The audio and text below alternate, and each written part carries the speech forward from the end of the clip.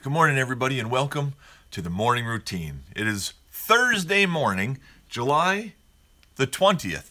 So glad to see you here this morning for episode 134 of the morning routine, where we get together every weekday morning to cover some news, some stories, share some time together, get a passage of wisdom and a prayer to get our day started the right way. So glad to see you here today, and I hope the week is going well. It's Thursday. Hump Day was yesterday. We've moved past that, and now we are in what they call the stretch, right? Thursday, Friday is the stretch to get to the weekend, and for me lately, the weekend is a whole lot more work than weekdays, because weekday, in a different way, I guess I should clarify, because weekdays are a lot of work, but they're mind work, right? Good morning, Kevin. Good morning, Jess. And weekends are physical work. Like, I can't wait on the weekends for Monday to come where I could sit down at my desk and get some work done and let my body rest, because I just been tearing it up, man. So, but you know what I mean, right? So, hope everybody's doing well. And my wife just left. She is off to the beach for a couple of days with some friends. So, here I am, pondside in Pennsylvania. There you go. I need the t-shirt. So I'm rocking my CIA, Central Intelligence Agency mug this morning that I got from a good buddy of mine. I love this mug. The only challenge with this mug is when I use it in the Keurig, it's a normal size coffee mug, and I have my Keurig set up on large cup. So when I hit the button, it's a roulette every time on whether it's going to stop short of the top or flow over, because my Keurig is very unpredictable. So it's like, coffee lottery when I use this mug. But it works. It's great. So listen, guys, I listened to a podcast 2 days ago that there's a link in the show notes when we're all done. I highly recommend that you check it out. It's very interesting. So it's done by NPR. NPR's got a whole bunch of different podcasts, but this one was something about money talk, or I can't remember. But the reason why it's interesting is because all over the news recently, you have seen where Donald Trump Jr. had met with some Russian people, and, whatever, I've just been kind of ignoring it because I'm tired of all this Russia speak. And they said, no, we were talking about adoption and all that stuff, right? This podcast is a story. It's a story of a man, an American guy, who went to Russia and at one time when Russia was selling off their stuff and anybody could come in and buy businesses there. And he went over there and bought all these businesses. And then years later, rules changed, diplomats became into power, and they stripped everything away from him and ended up murdering his lawyer over there, right? So to retaliate, he couldn't do anything, so he went to Washington and had a bill passed that would seize assets of these criminals in Russia because of what was going on. Well, Russia retaliated and ceased all adoptions by American people because we had froze their assets, which was in retaliation for all the corruption that they were doing and murders that they were doing. So, that said, if you listen to the story of the podcast, it comes down to the meeting that they had about adoption. Yes, it was about adoption, but it was also about how adoptions had been frozen, and can we take back our policy of freezing Russian assets on these criminals. So very interesting podcast, enlightening. I understand that whole topic now a whole lot more, and there will be a link in the show notes when we're all done. Actually, it's already up right now, I believe. freedomconvo.com/morning show, and you can see it right now, but stay with me until the end and then go listen to it. But it's very, very good. So yesterday, guys, after we did our Google Trends, we saw that there was a number one ranking was a app called Sarahah, Sarahah. So it ranked number one on Google. So good morning, Wes. How are you, bud? So I had to go and figure out what this was since it was ranking number one. So this Sarahah app can be good or bad, guys. Like, the reviews it's very polarizing, this app, okay? It's the top free app in Apple's App Store right now, in the iTunes App Store. And what it is, it's beating YouTube, Instagram, Snapchat. It's beating everything on there. It's just starting to make its headway into the U.S. It's been hugely popular overseas, and now it came here when did it come? In June. It just got listed here in June, and it's already raging and at the top of the list.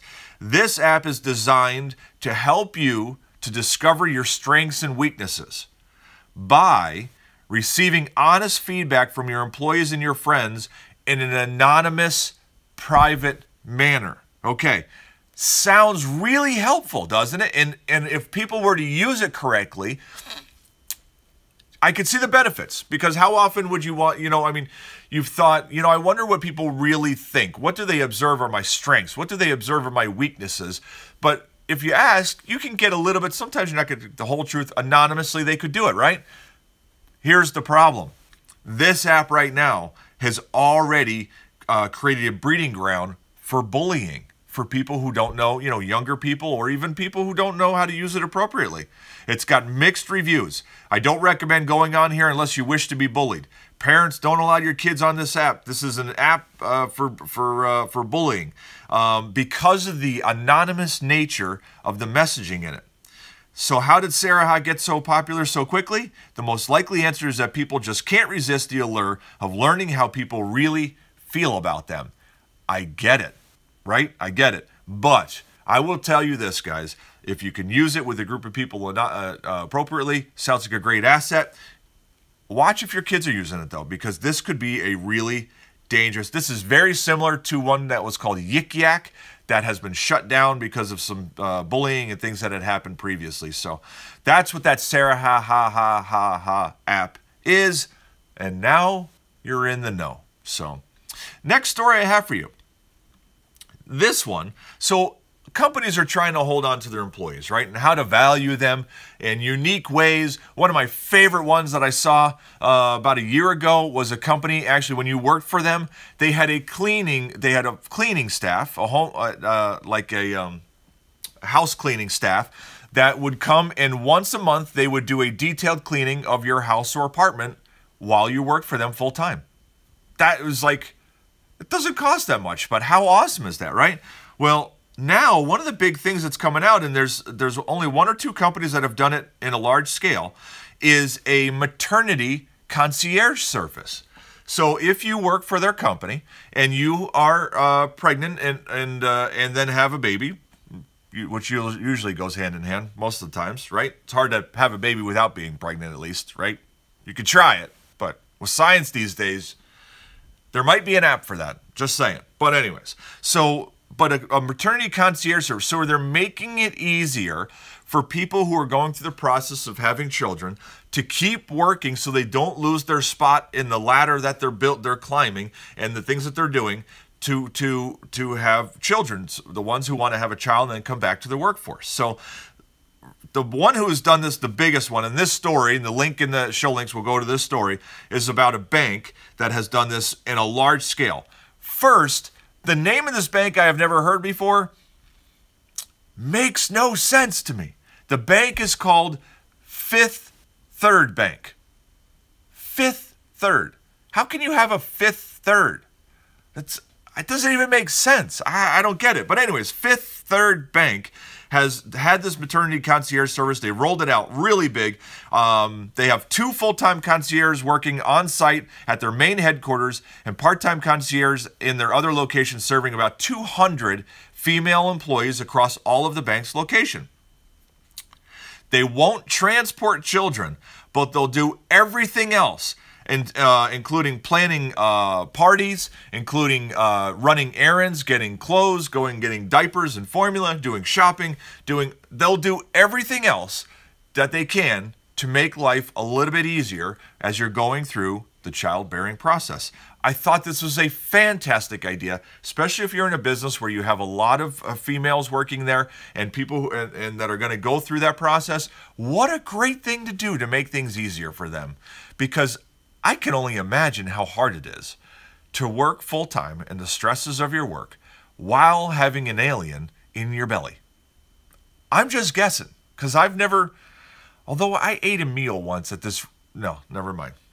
We'll skip that. But anyways, so great idea. Another great concept of how to value employees and provide a service that might make them feel more special and tend to maybe stay longer with your company. So one more story before we move on, guys. And this one here, 6 red flags that you're getting bad advice.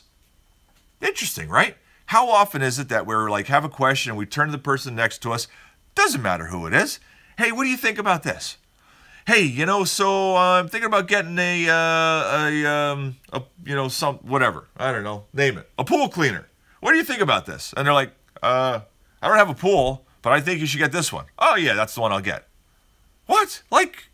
That's what I'm saying. So 6 flags that you're getting bad advice. Let's see what this article has to say. So, number 1 on the list, the person you ask isn't qualified. Easy enough, right? If you're going to ask a question, nothing better than asking financial advice from a friend who, asked to borrow your car because, they don't have one because they can't afford one. But hey, do you think I should invest in this? Well, I think maybe you should. Hey, can I borrow your car? Because I can't afford one. So, yeah. Person isn't qualified.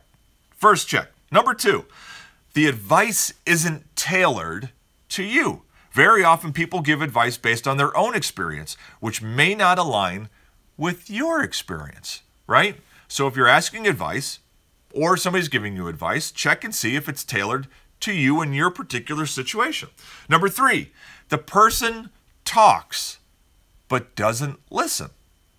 Most good advice givers ask clarifying questions prior to rendering their words of wisdom.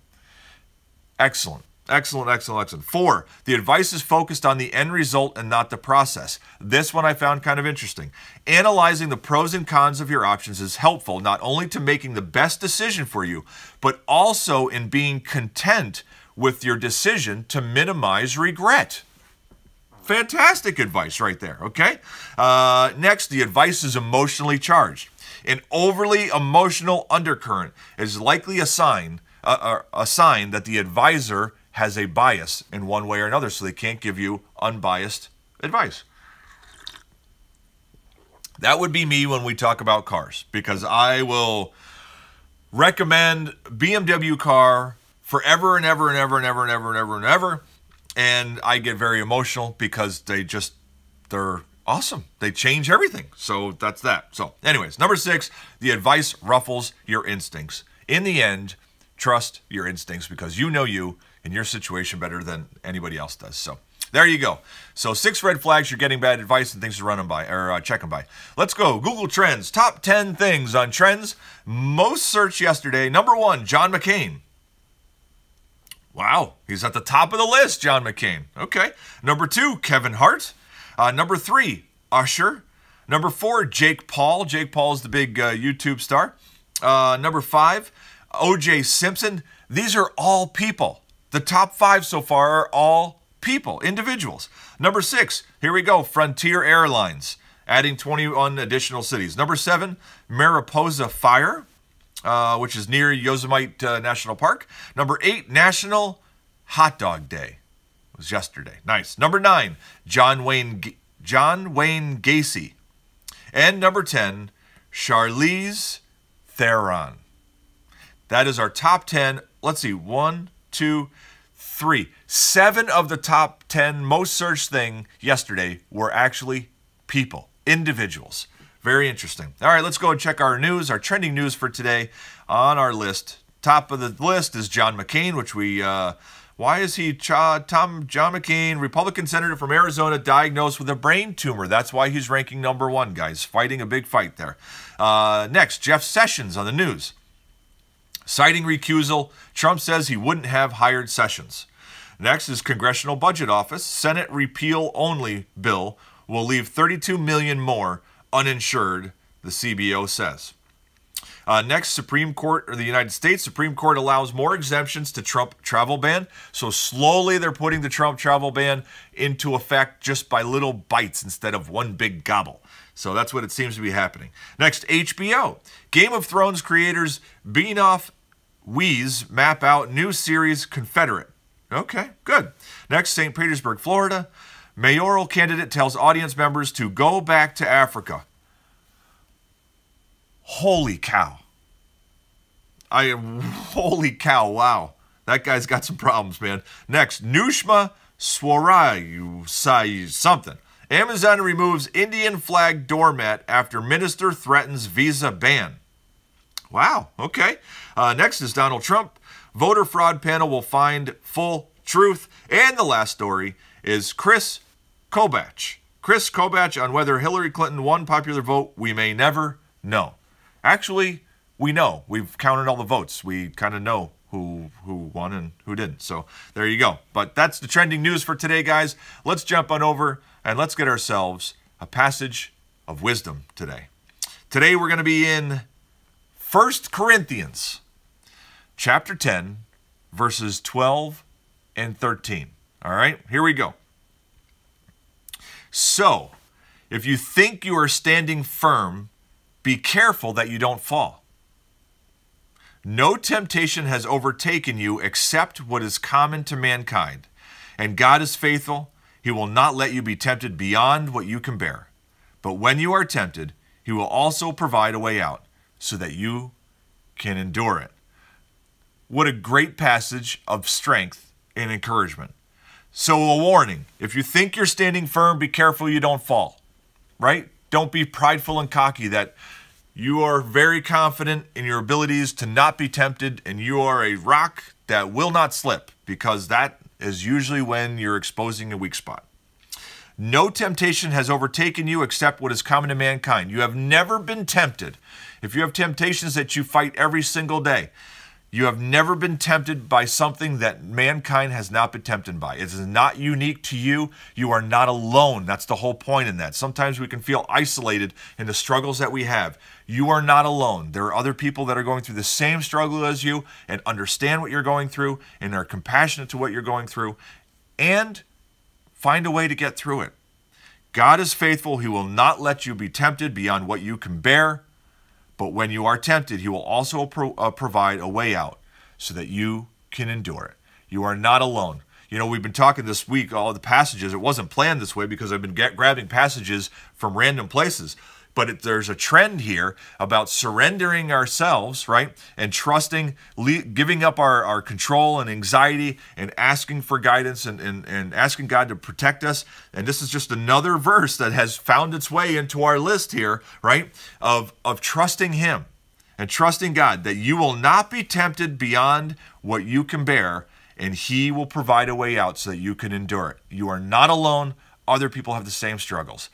What a great passage. So, awesome. Well, guys, 7:06 a.m. here. Let's pray. Let's get this day started, okay?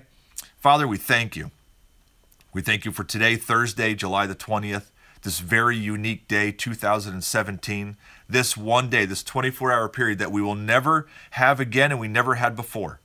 Be with us today, Father, as we go through it minute by minute, hour by hour, that we can see great opportunities to be a blessing to the people around us, to grow, to fight off temptation, to know you more, to see you in ways that we've never seen you more. Thank you for your encouraging passage today that was written to the Corinthians so long ago, that we may be tempted, but we haven't been tempted by something that others haven't. We are not alone, and you are there to protect us and guide us through it. We thank you for that encouragement, Father, because sometimes it feels like we can be fighting an uphill battle in certain things when we're trying to change and grow and be better. Father, thank you so much. Be with us today and keep us safe. Amen. All right, guys, that's a wrap. So glad you guys are here this morning for the morning routine. Can't wait to be here back tomorrow morning with you on Friday. And until tomorrow morning, don't forget to, say it with me, be exactly who you were meant to be. I love you guys. Have a great day.